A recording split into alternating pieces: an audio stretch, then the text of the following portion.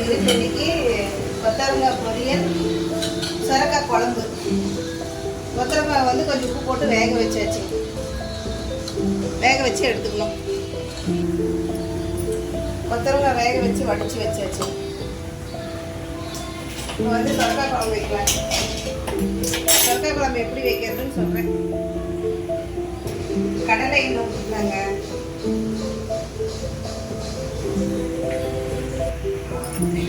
எண்ணெய் காஞ்சிருச்சுங்க. கடுகு கொஞ்சம், சீரகம் கொஞ்சம், புரிஞ்ச உடனே கறி,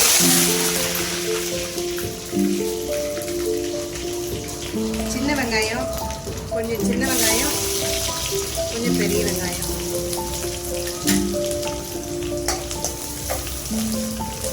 போட்டு வணக்கணும். தக்காளி ஒரு 3 தக்காளி,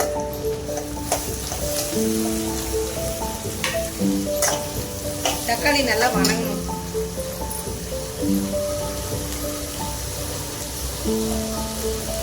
கொஞ்சம் மஞ்சத்தூள்,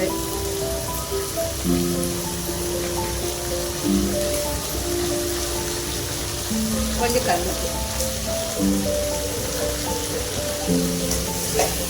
நல்லா தக்காளி வணங்குது. தக்காளி வணங்கிட்டு இருக்குங்க. அப்படியே கொத்தவரங்காய் தாளிச்சு விட்டுருவேன். பொரியலுக்கு கடலை எண்ணெய்,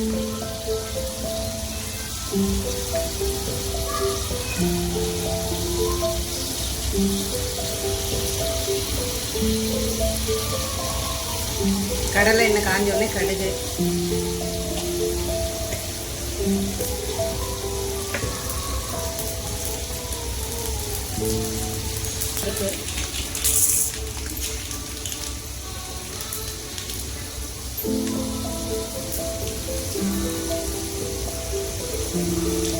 கருவேப்பிலை கொஞ்சம், வெங்காயம்,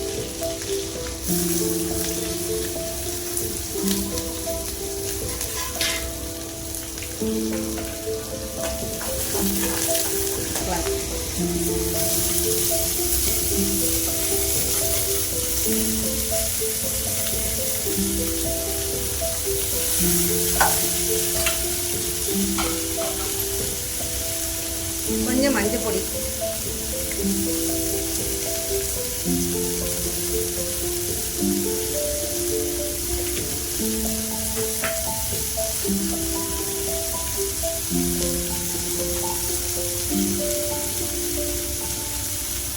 வீட்டில் அரைச்ச மிளகாத்தூள், குழம்பு மிளகாத்தூள்,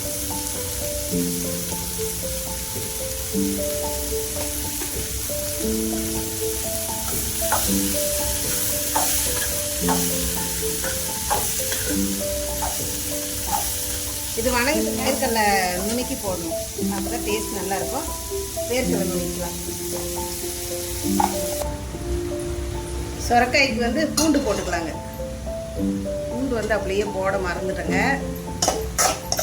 தக்காளி வணங்கும் போது பூண்டு போட்டுக்கலாம். நல்லா வணங்கிட்டுங்க. தக்காளி நல்லா வணங்கிட்டோம். அதுக்குள்ளே ஒரு பொடி ரெடி பண்ணிக்கலாங்க. வேர்க்கடலை பொடி. கொத்தவரங்காய்க்கு வேர்க்கடலை பொடி.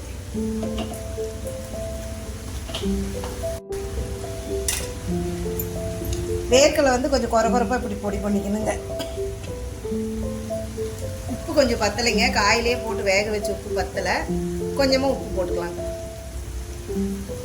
பார்த்துட்டு நீங்கள் எவ்வளோ வேணுமோ அவ்வளோ அதுக்கு தகுந்த மாதிரி போட்டுக்கோங்க. ஆல்ரெடி காயிலே உப்பு இருக்குது. அதனால் நாங்கள் அதுக்கு தகுந்த மாதிரி கம்மியாக போட்டுக்கிட்டோம்.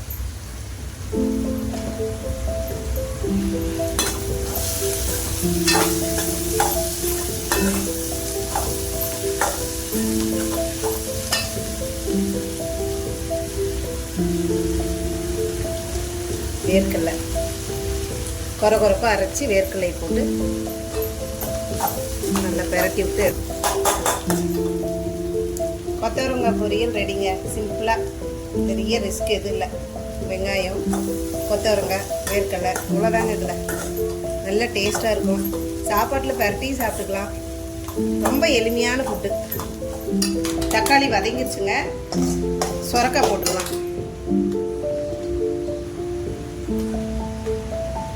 மிளகாய்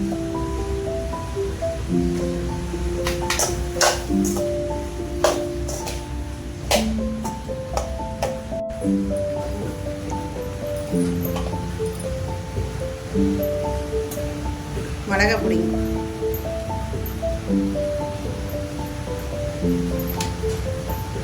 இது நாங்கள் வீட்டில் அரைச்ச மிளகாய் பொடிக்கிறதுலேயே எல்லாமே போட்டு அரைச்சிருக்கிறோம்.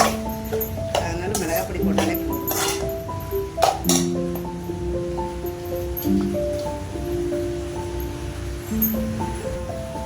தண்ணி ஊற்றிக்கலாங்க. காய் நல்லா வணங்கிருச்சு. தண்ணி ஊற்றி வேக விடலாம். தேங்காய் அரைச்சி ரெடி பண்ணிக்கலாங்க ஒரு பேஸ்ட்டு. தேங்காய் கொஞ்சம், வேர்க்கடலை 4 போட்டால் நல்லா டேஸ்ட்டாக இருக்குங்க. வேர்க்கடலை இது 2 அரைச்சி பேஸ்ட்டை நல்லா அரைச்சி இதில் ஊற்றிக்கலாங்க. பேஸ்ட்டுங்க, தேங்காயும் வேர்க்கடலையும் அரைச்ச பேஸ்ட் வந்து காய் வெந்த முன்னாடி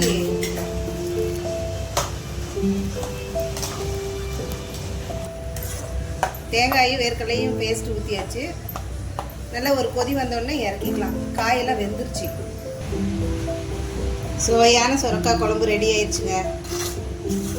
அப்படியே சுடு சாதத்தில் போட்டு நனைஞ்சி சாப்பிட்டா அப்படி ஒரு டேஸ்ட்டாக இருக்குங்க.